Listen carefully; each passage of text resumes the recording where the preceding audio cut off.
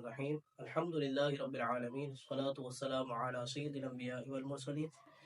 اما بعد فاعوذ باللہ من الشیطان الرجیم بسم اللہ الرحمن الرحیم۔ اللہ تبارک و تعالی قرآن مجید میں ارشاد فرماتا ہے ان اللہ و ملائکتہ یصلون علی النبی یا ایھا الذین آمنوا صلوا علیہ وسلموا تسلیما۔ اللہ تبارک و تعالی اور اس کے فرشتے نبی کریم علیہ الصلوۃ والسلام کی ذات بابرکات پر درود پاک بھیجتے ہیں، اور ایمان والوں کو بھی اللہ تبارک و تعالی نے یہ حکم دیا کہ وہ حضور علیہ الصلوۃ والسلام کی ذات بابرکات پر خوب درود و سلام بھیجیں۔ تو محبت کے ساتھ نبی کریم علیہ الصلوۃ والسلام کی ذات بابرکات پر درود پاک نظر میں پیش کر لیجیے۔ اللہم صلی علی سیدنا و مولانا محمد وبارک وسلم۔ الحمدللہ، یہ ہمارا ہفتہ وار درس قرآن جاری و ساری ہے، اور پچھلے اتوار الحمدللہ ہماری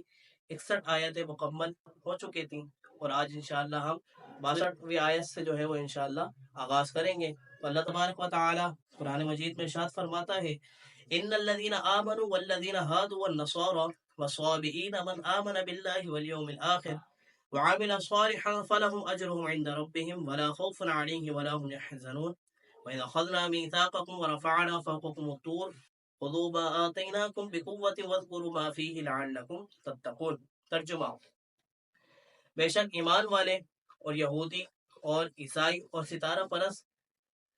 ستاروں کی پوجا کرنے والوں میں سے جو بھی سچے دل سے اللہ اور آخرت کے دن پر ایمان لائے اور نیک کام کرے تو ان کا ثواب ان کے رب کے پاس ہے، اور ان پر نہ کوئی خوف ہوگا اور نہ وہ غمگین ہوں گے۔ اور یاد کرو جب ہم نے تم سے عہد لیا اور تمہارے سروں پر طور پہاڑ کو معلق کر دیا اور کہا کہ مضبوطی سے تھامو اس کتاب کو جو ہم نے تمہیں عطا کی ہے، اور جو کچھ اس میں بیان کیا گیا ہے اسے یاد کرو،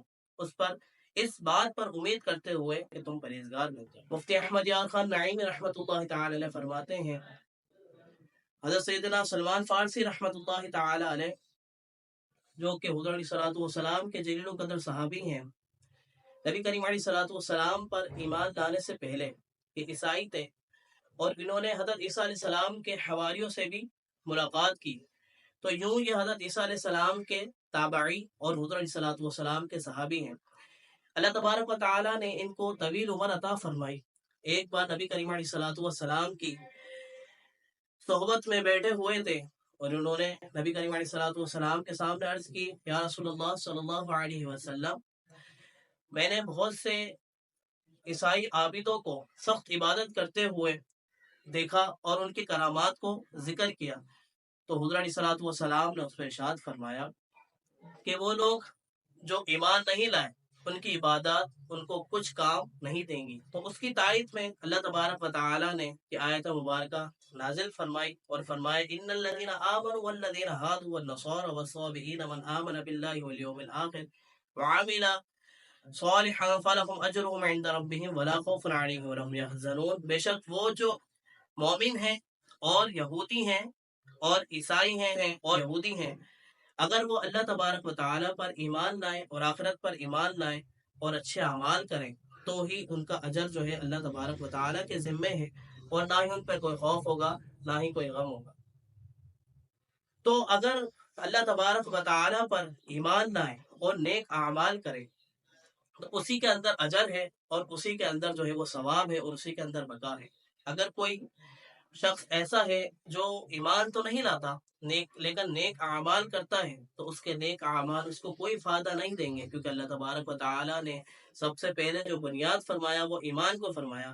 کہ تم ایمان لاؤ پھر نیک اعمال کرو۔ اگر پوری زندگی بھی نیک اعمال کرتے رہو اور ایمان نہ لاؤ تو تمہارا نیک اعمال کرنا کوئی کام نہیں دے گا۔ اسی طریقے سے اللہ تبارک و تعالیٰ نے آگے فرمایا وَإِذْ أَخَذْنَا مِيثَاقَكُمْ۔ اس کی تفسیر میں مفسرین فرماتے ہیں اس آیت میں یہودیوں سے فرمایا جا رہا ہے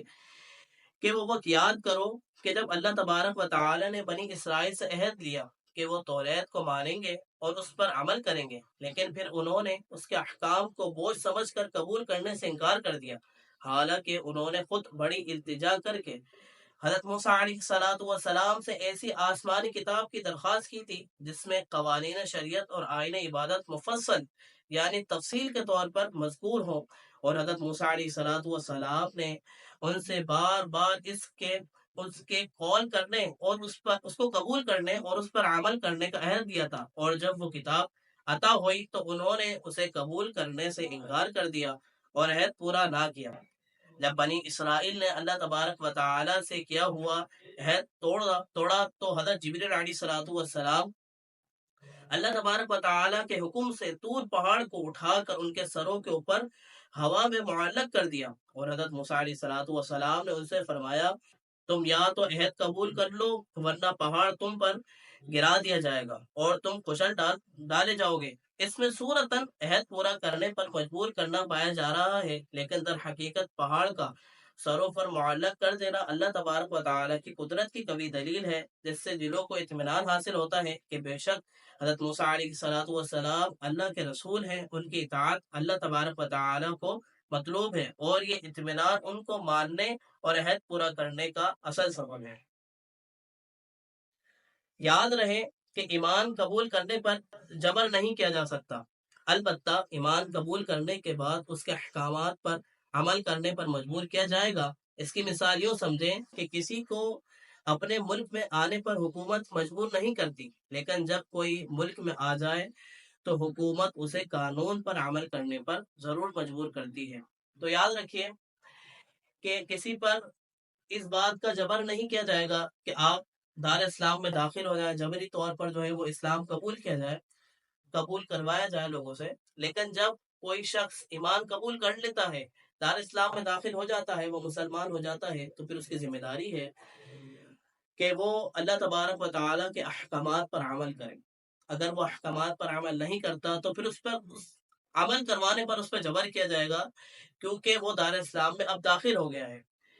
اسی مضمون کو آگے علامہ اسماعیل حق رحمۃ اللہ تعالی علیہ نقل فرماتے ہوئے ارشاد فرماتے ہیں اللہ تبارک و تعالی کی کتابوں سے مقصود ان کے تقاضوں کے مطابق عمل کرنا ہے، نہ فقط زبان سے بالترتیب ان کی تلاوت کرنا۔ اس کی مثال یہ ہے کہ جب کوئی بادشاہ اپنی سلطنت کے کسی حکمران کی طرف کوئی خط بھیجے اور اس میں حکم دے کہ فلاں فلاں شہروں میں اس کے لیے ایک محل تعمیر کر دیا جائے، اور جب وہ خط ان حکمرانوں تک پہنچے تو وہ اس میں دیے گئے حکم کے مطابق محل تعمیر نہ کریں، البتہ اس خط کو روزانہ پڑھتا رہے، تو جب بادشاہ وہاں پہنچے گا اور محل نہ پائے گا تو ظاہر ہے کہ وہ حکمران عتاب بلکہ سزا کا مستحق ہوگا، کیونکہ اس نے بادشاہ کا حکم پڑھنے کے باوجود اس پر عمل نہیں کیا۔ تو قرآن بھی اس خط کی طرح ہے جس میں اللہ تبارک و تعالی نے اپنے بندوں کو حکم دیا کہ وہ دین کے ارکان جیسے نماز اور روزے وغیرہ کی تعمیر کریں، اور بندے فقط قرآن مجید کی تلاوت کرتے رہے اور اللہ تبارک و تعالیٰ کے حکم پر عمل نہ کریں تو اس کا فقط قرآن مجید کی تلاوت کرتے رہنا حقیقی طور پر فائدہ مند نہیں۔ آج کل ہمارا حال یہی ہے کہ ہم خالی قرآن مجید کی تلاوت تو کر رہے ہوتے ہیں، یعنی اس کو عربی میں پڑھ تو رہے ہوتے ہیں، لیکن نہ ہم اس کا ترجمہ پڑھتے ہیں، نہ ہی اس کو سمجھنے کی کوشش کرتے ہیں، یعنی نہ اس کی ہم تفسیر کو پڑھتے ہیں۔ تو ہماری مثال بھی اسی کی طرح ہے کہ ہم خالی جو ہے وہ قرآن مجید کو اوپری طور پر پڑھ رہے ہیں، لیکن اللہ تبارک و تعالیٰ نے اس میں کیا حکم ارشاد فرمایا ہے، ہمیں کیا حکم دیا ہے، ہمیں پتہ ہی نہیں ہے۔ تو ہمیں جب پتہ چلے گا جب ہم قرآن مجید کو ترجمے سے پڑھیں گے اور اس کی تفسیر پڑھیں گے، تو ہمیں چاہیے کہ ہم قرآن مجید کو ترجمے کے ساتھ اور اس کی تفسیر بھی پڑھیں، تاکہ ہمیں پتہ چلے کہ اللہ تبارک و تعالیٰ نے ہمیں کیا حکم ارشاد فرمایا ہے۔ آگے اللہ تبارک و تعالیٰ ارشاد فرماتا ہے ثم تولیتم من بعد ذلک فلولا فضل اللہ علیکم ورحمتہ لکنتم من الخاسرین۔ اس کے بعد پھر تم نے روح گردانی اختیار کی، تو اگر تم اللہ پاک کا فضل اور اس کی رحمت نہ ہوتی تو تم نقصان اٹھانے والوں میں سے ہو جاتے۔ یہاں فضل اور رحمت یا تو توبہ کی توفیق مراد ہے، یہاں فضل و رحمت سے یا تو توبہ کی توفیق مراد ہے کہ انہیں توبہ کی توفیق مل گئی، یا عذاب کو مؤخر کرنا مراد ہے، یعنی بنی اسرائیل پر عذاب نازل نہ ہوا بلکہ انہیں مزید مہلت دی گئی۔ ایک اور یہ ہے کہ فضل الہی اور رحمت حق سے حضور عالم صلی اللہ علیہ وسلم کی ذات پاک مراد ہے، اور معنی یہ ہے کہ اگر تمہیں خاتم المرسلین صلی اللہ علیہ وسلم کی وجود کی دولت نہ ملتی اور آپ صلی اللہ علیہ وسلم کی ہدایت نصیب نہ ہوتی تو تمہارا انجام ہلاک اور خسارہ ہوتا۔ اس سے معلوم ہوا کہ کہ حضور اقدس صلی اللہ علیہ وسلم مخلوق پر اللہ تبارک و تعالیٰ کا فضل بھی ہے اور اس کی رحمت بھی ہے۔ تو یاد رکھیے کہ نبی کریم علیہ الصلوۃ والسلام اللہ تبارک و تعالیٰ کا سب سے بڑا فضل ہے اور اللہ تبارک و تعالیٰ کی طرف سے رحمت ہے۔ اس کو اللہ تبارک و تعالیٰ نے قرآن مجید میں اور جگہ پہ ارشاد فرمایا، جیسا کہ اللہ تبارک و تعالیٰ نے ایک جگہ ارشاد فرمایا وما ارسلناک الا رحمۃ للعالمین، اے محبوب ہم نے آپ کو تمام جہانوں کے لیے رحمت بنا کے بھیجا۔ اور ایک جگہ فرمایا قل بفضل اللہ وبرحمتہ فبذلک فلیفرحوا، کہ مومنوں کو چاہیے کہ اس کے فضل اس کی رحمت پر خوب جو ہے وہ خوشی منائے۔ تو یہاں پر مفسرین نے اللہ تبارک و تعالیٰ کے فضل سے جو مراد لی ہے وہ حضور علیہ الصلوۃ والسلام کی ذات مراد ہے، کہ اللہ تبارک و تعالیٰ کا سب سے بڑا فضل جو مسلمانوں پر ہے وہ حضور علیہ الصلوۃ والسلام کی ذات بابرکات ہے۔ تو یہ حضور علیہ الصلوۃ والسلام کا ہم پہ کرم ہے، رحمت ہے، فضل ہے کہ ہم جو ہے وہ گناہ کرنے کے بعد بھی اللہ تبارک و تعالیٰ کے عذاب سے بچے ہوئے ہیں۔ پچھلی قوموں کے آپ اگر واقعات کو پڑھیں تو آپ کو پتہ چلتا ہے کہ اللہ تبارک و تعالیٰ کی نافرمانی کرنے پر پچھلی امتوں کو جو ہے وہ عذاب دیا گیا۔ لیکن آج ہمارا بھی حال یہی ہے کہ ہم اللہ تبارک و تعالیٰ کی نافرمانی کرتے ہیں، اللہ تبارک و تعالیٰ نے جو ہمیں حکم دیا ہے اس پر عمل نہیں کرتے، لیکن پھر بھی اللہ تبارک و تعالیٰ ہمیں جو ہے وہ ظاہری طور پر اور اللہ تبارک و تعالیٰ ہمیں جو ہے وہ اجتماعی طور پر عذاب نہیں دیتا۔ تو یہ حضور علیہ الصلوۃ والسلام کا خاص ہم پر کرم ہے۔ آگے اللہ تبارک و تعالیٰ ارشاد فرماتا ہے وَلَقَدْ عَلِمْتُمُ الَّذِينَ اعْتَدَوْا مِنْكُمْ فِي السَّبْتِ فَقُلْنَا لَهُمْ كُونُوا قِرَدَةً خَاسِئِينَ،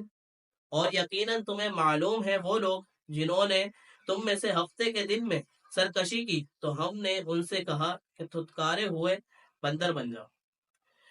شہر ایلا میں بنی اسرائیل آباد تھے، انہیں حکم تھا کہ ہفتے کا دن عبادت کے لیے خاص کر دیں اور اس روز شکار نہ کریں اور دنیاوی مشاغل ترک کر دیں، اور ان کے ایک گروہ نے یہ چال چلی کہ وہ جمعے کے دن شام کے وقت دریا کے کنارے کنارے بہت سے گھڑے کھودتے اور ہفتے کے دن ان گھڑوں تک نالیاں بناتے جن کے ذریعے پانی کے ساتھ آ کر مچھلیاں گھڑوں میں قید ہو جاتی، اور اتوار کے دن انہیں نکالتے اور کہتے کہ ہم مچھلی کو پانی سے ہفتے کے دن تو نہیں نکالتے، یہ کہہ کر وہ اپنے دل کو تسلی دے لیتے۔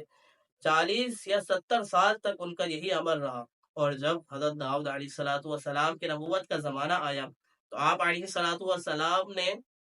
انہیں اس سے منع کیا اور فرمایا کہ قید کرنا ہی در حقیقت شکار ہے جو تم ہفتے ہی کے روز کرتے ہو۔ جب وہ باز نہ آئے تو آپ علیہ الصلوۃ والسلام نے ان پر لعنت فرمائی اور اللہ تبارک و تعالی نے انہیں بندروں کی شکل میں مسخ کر دیا۔ بعض مفسرین نے فرمایا ہے کہ نوجوان بندروں کی شکل میں اور بوڑھے خنزیروں کی شکل میں مسخ ہو گئے، ان کی عقل اور حواس تو باقی رہے مگر قوت گویائی زائل ہو گئی، اور بدنوں سے بدبو نکلنے لگی اور اپنے اس حال پر روتے رہتے یہاں تک کہ 3 دن میں سب ہلاک ہو گئے، ان کی نسل باقی نہ رہی اور یہ لوگ 70,000 کے قریب تھے۔ یاد رہے کہ حکم شرعی کو باطل کرنے کے لیے حیلہ کرنا یہ حرام ہے۔ تو آپ نے اس آیت میں واقعہ سنا یہودیوں کا کہ ان کو منع کیا گیا کہ ہفتے کے دن جو ہے وہ شکار نہ کریں، پھر بھی انہوں نے ایک حیلہ کیا کہ جمعرات والے دن جو ہے وہ نالیاں کھود دیتے اور گڑھے کھود دیتے، پھر اس کے اندر جب ہفتے کو مچھلیاں آ جاتی پھر اتوار کو ان کو لے جاتے، تو یہ حیلہ کرا۔ لیکن اللہ تبارک و تعالیٰ نے اس سے بھی منع فرمایا۔ اللہ تبارک و تعالیٰ کے نبی حضرت داؤد علیہ الصلوۃ والسلام نے ان سے فرمایا کہ یہ تم کام کرتے ہو، یہ در حقیقت ہفتے کو ہی شکار کرنا ہے، لیکن پھر بھی انہوں نے اس بات کو نہ مانا تو اللہ تبارک و تعالیٰ نے ان پر عذاب نازل فرمایا، ان کو بندروں میں اور خنزیر میں تبدیل کر دیا۔ تو یہ بھی اللہ تبارک و تعالیٰ کا ہم پہ بڑا احسان ہے کہ اللہ تبارک و تعالیٰ نے پچھلی امتوں پر اجتماعی طور پر عذاب نازل فرمائے، اور جب اللہ تبارک و تعالیٰ کی انہوں نے نافرمانی کی تو اللہ تبارک و تعالیٰ نے انہیں جو ہے وہ بندر بنا دیا، خنزیر بنا دیا، کسی کو جو ہے پوری بستیاں پلٹ دی، کسی پر آسمان سے جو ہے وہ پرندوں نے کنکریاں پھینکی، تو اس طریقے کے مختلف عذابات جو ہے وہ نازل ہوئے۔ لیکن ہماری امت محمدیہ کی صلی اللہ علیہ وسلم یہ ایک خاصہ ہے کہ ہم پر اجماعی طور پر جو ہے وہ عذاب نازل نہیں کیا جاتا، یہ نبی کریم علیہ الصلوۃ والسلام کا ہم پر خاص کرم ہے کہ حضور علیہ الصلوۃ والسلام ہم میں جلوہ فرما ہے، اسی وجہ سے اللہ تبارک و تعالی ہمیں اجتماعی طور پر अजाब नहीं देता। आगे अल्लाह तबारक व तआला इरशाद फरमाता है फजअलनाहा नकालन लिमा बैन यदैहा व मा खल्फहा व मौइज़तन लिलमुत्तकीन। तो तुमने ये वाकया उस वक्त के लोगों और उनके बाद वालों के लिए इबरत और परहेजगारों के लिए नसीहत बनाया। इससे मालूम हुआ कि कुरान पाक में अदाब के वाकयात हमारी इबरत और नसीहत के लिए हैं, नसीहत के लिए बयान किए गए हैं। लिहाजा कुरान पाक के हुकूक में से है कि इस तरह के वाकयात और आयात पढ़कर अपने इस्लाह की तरफ भी तवज्जो की जाए। तो कुरान मजीद में बहुत सारे मकामात पर अल्लाह तबारक व तआला ने पिछले उम्मतों के वाकयात को बयान किया है। उन पर किस तरीके से अदाबात नाजिल किए गए, इनको भी जिक्र किया गया है। तो सवाल ये पैदा होता है कि इनको क्यों जिक्र किया गया है। तो अल्लाह तबारक व तआला ने इस आयत में हमें यह हुक्म दिया गया कि जो पिछली उम्मतों के अजाबात वाले वाकयात को जिक्र किया गया है, ये हमारी नसीहतों के लिए जिक्र किया गया है कि अगर हम इस तरीके से काम करें जैसे पिछली उम्मतों ने किया तो फिर हम भी हलाक व बर्बाद हो जाएंगे। तो हमें भी चाहिए कि हम इन वाकयात को पढ़ें और उस पर अमल करें और उन अफ़आल से बचें और उन कामों से बचें जिनमें अल्लाह तबारक व तआला की नाफरमानी है। तो ये आज की हमारी 5 आयतें जिनको हमने जिक्र किया। दुआ है अल्लाह तबारक व तआला की बारगाह में जो भी गलती कोताही हो गई हो हुज़ूर अलैहिस्सलातु वस्सलाम के सदक़े में माफ़ फरमाए और हमें इस पर अमल कर कर दूसरों तक पहुँचाने की तौफीक अता फरमाए। वमा अलैना इल्लल बलागुल मुबीन।